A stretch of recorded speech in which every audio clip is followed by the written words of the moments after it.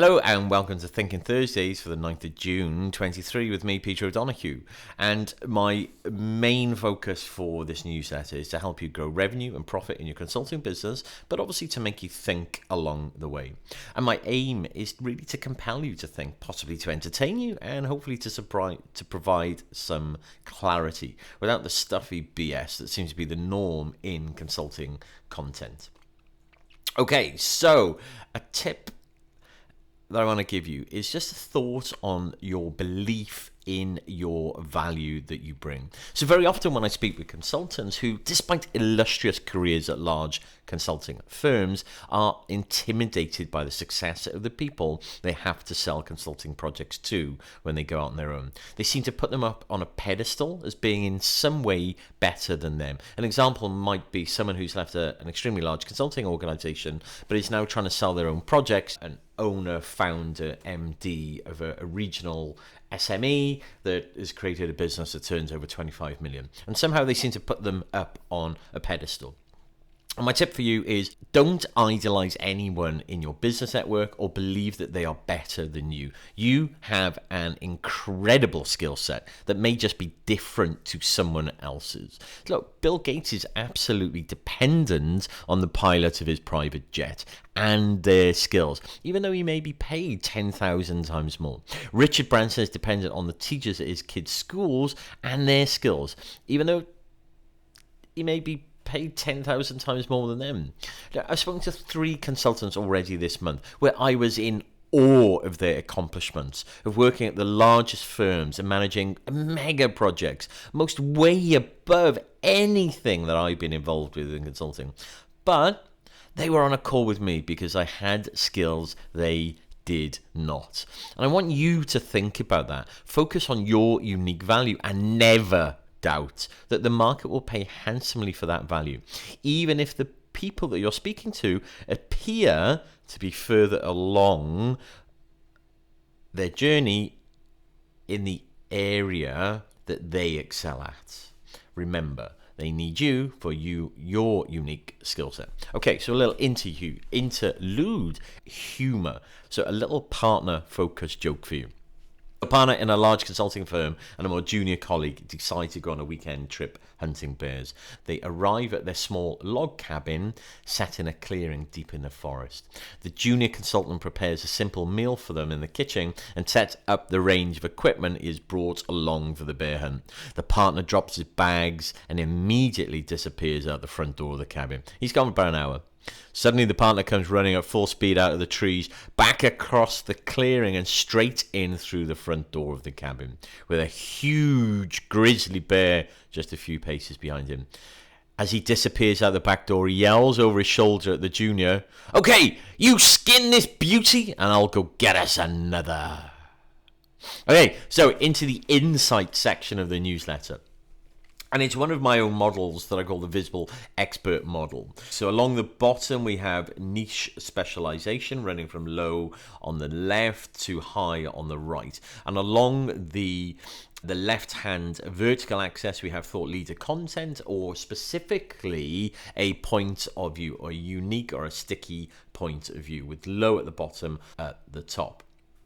So I usually place consultants in one of these 4 quadrants. So quadrant 1 is where they're high on a point of view and high on niche specialization, i.e. the visible expert. So this is where we all want to be. Consultants in this quadrant have a targeted and tailored value proposition, as well as an executed multi-channel marketing and sales strategy.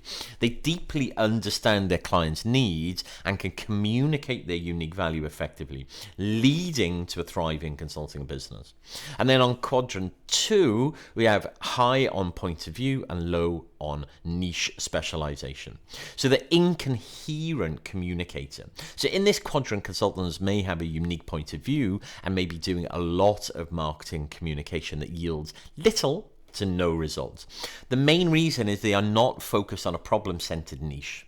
And as a result, they cannot reach their ideal clients or communicate their value effectively, leading to missed opportunities and low-paying clients. So number 3, high on niche specialization, but low on point of view. So the invisible experts. Consultants in this quadrant have a compelling value proposition and point of view, but lack a multi-channel marketing and sales strategy, with very often no strategy at all to promote their services aligned to a tight niche or market pain.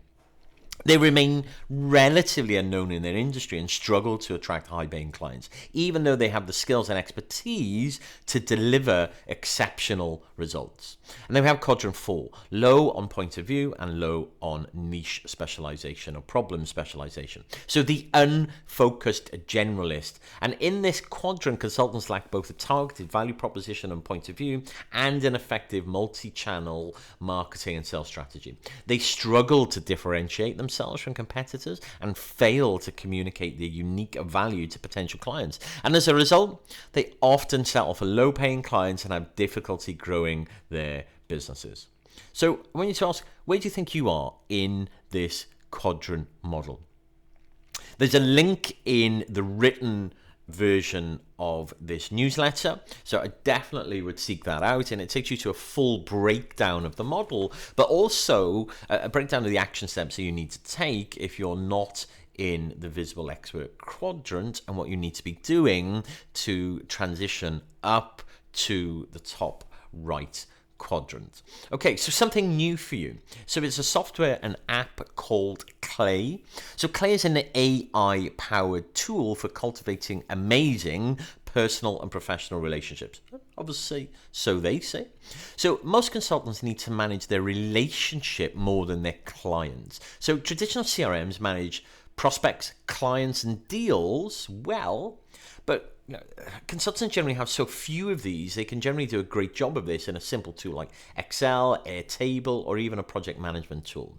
But where most consultants need help with is, and where they get massive value from, is managing relationships. So many years ago, I listened to a very old recording from Jim Rohn, where he described his system of keeping pages in journals for every contact he ever made, and where he'd make notes on them.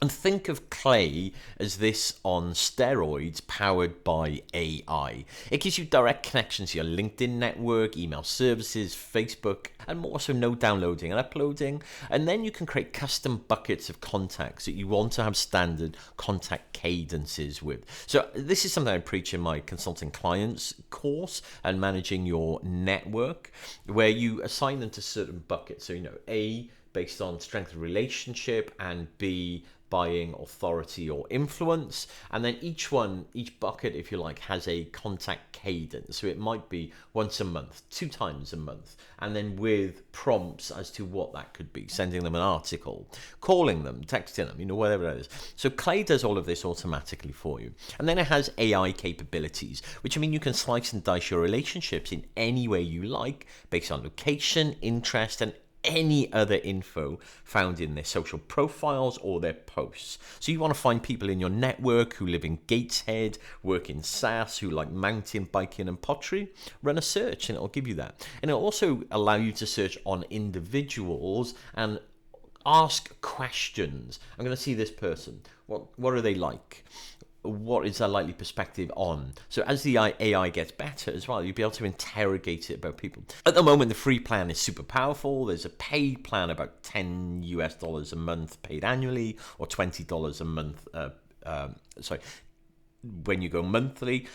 The only upgrade I can see is that it gives you more search functionality and better AI functionality, but you'd really need to be using it heavily to need to step up to the paid plan right now. And I definitely recommend trying it out. And lastly, we have the knowledge category of the Thinking newsletter.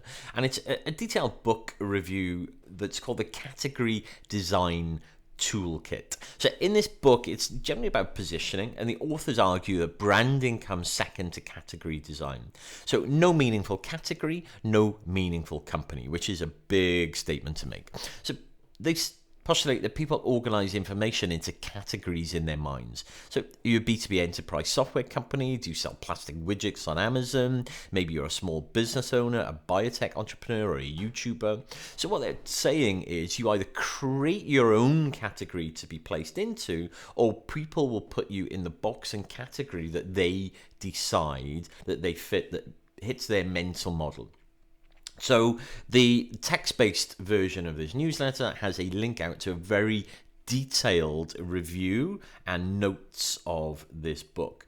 What I would say is it useful for consultants? I definitely recommend reading it because it gives amazing insights. However, to create a new category and to educate and change beliefs, you shouldn't be thinking about implementing this if you do not have a stable cash flow consulting business. Until you get to that point where you have cash on hand, stability, you're better off selling to a known problem with a service that is like services and consulting that clients are used to buying, so it's familiar rather than innovative. Once you create that and you create a core of consistent cash, then you can look to innovate. And that's the key thing. But I definitely recommend clicking through and looking at this book review. It's very, very detailed. And that's the end of the newsletter